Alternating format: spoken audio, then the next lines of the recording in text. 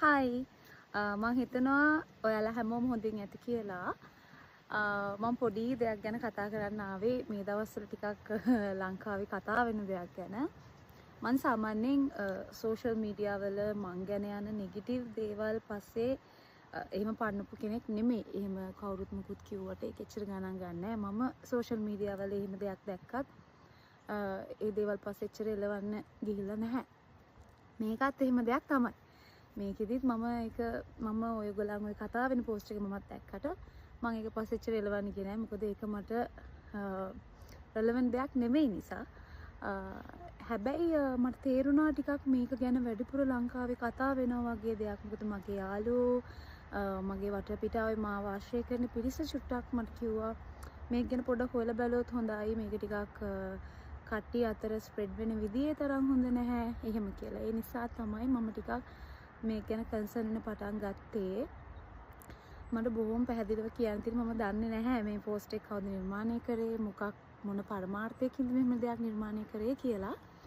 හැබැයි මේ සඳහා මගේ නම භාවිතා කිරීම මං හිතන්නේ මන් දන්නේ මොන දෙයක් නිසා ඒක කරාද කියලා.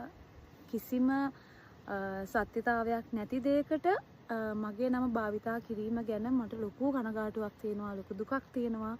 ඉතින් මට මගේ පැත්තෙන් කරන්න පුළුවන් දේ මන් සම්බන්ධව අසත්‍ය දෙයක් සමාජ මාධ්‍ය හරහා මගේ ප්‍රේක්ෂකයන්ට හෝ මාව දන්න පිරිසට හෝ මෙහෙම දෙයක් ස්ප්‍රෙඩ් වෙන එකට මට කරන්න පුළුවන් ඒකට නීතිමය පියවර ගැනීම පමණයි.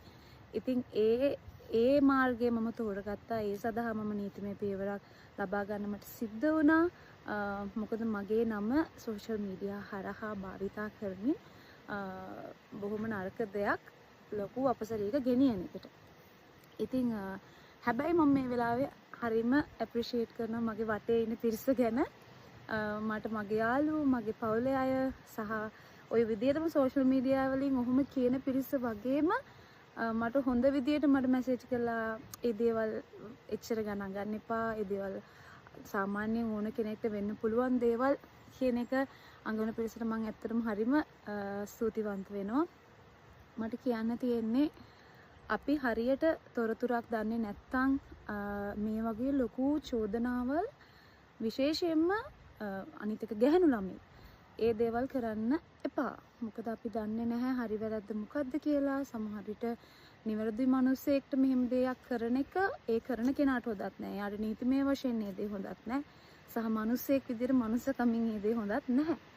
මොකද අද මට මේක වෙන්න පුළුවන් මේ වගේ වටපිටාවක් ලංකාවේ තියෙනකොට මේ වගේ දේවල් ප්‍රවෘත්ති වලින් ඇහෙනකොට තවත් පිරිසක් හෙට වෙද්දි මේකට සම්බන්ධ වෙන්න පුළුවන්. තව කෙනෙක් මේ විදිහට මගේ නම භාවිතා කරලා යවුවා වගේම තවත් නම් මේකට ඇටච් කරලා යවනවා වෙන්න පුළුවන්.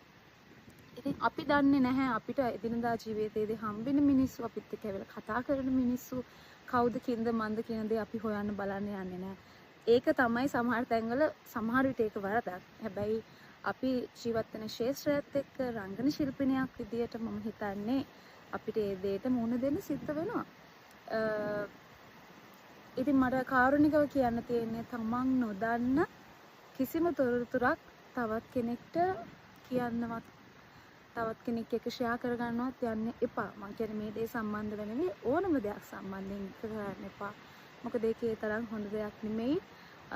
අපි මිනිස්සු විදිහට මම දැන් ලංකාවේ ජීවත් වෙන කෙනෙකුත් නෙමෙයි. මම දැන් මගේ මැරේජ් එකෙන් පස්සේ මම වෙන රටකට මුහුණා. ඉතින් මගේ රංගන කටයුතු සඳහා තමයි මම ලංකාවට ආයෙන්නේ යන්නේ දේවල් කරන්නේ. ඉතින් මම ආයමත් කෘතඥශීලී වෙනවා මගේ වටා මට ආදරණීය මැසේජ් දීපු සියලු දෙනාට, මගේ යාළුවන්ට, මගේ පවුලේ අයට සහ මෙහෙම දේවල් ස්ප්‍රෙඩ් කරන එක නතර කරන්න කියලා මම බොහොම ආදරෙන් ඉල්ලා සිටිනවා.